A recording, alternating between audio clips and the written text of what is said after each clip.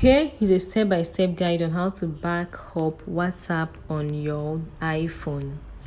You unlock your device to launch the WhatsApp app from your home screen.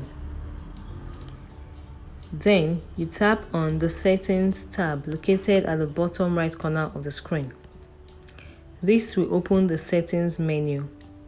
Within the Settings menu, tap on Chats to access chat-related settings. In the chat settings, you tap on Chat Backup, and this will open the chat backup options.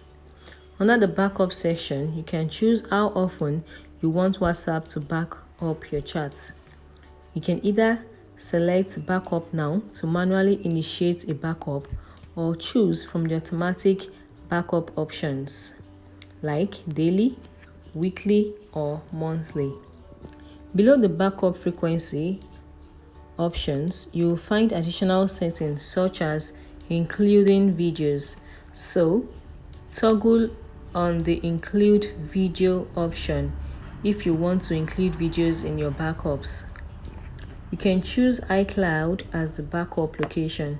So, ensure you have sufficient iCloud storage to accommodate the backup.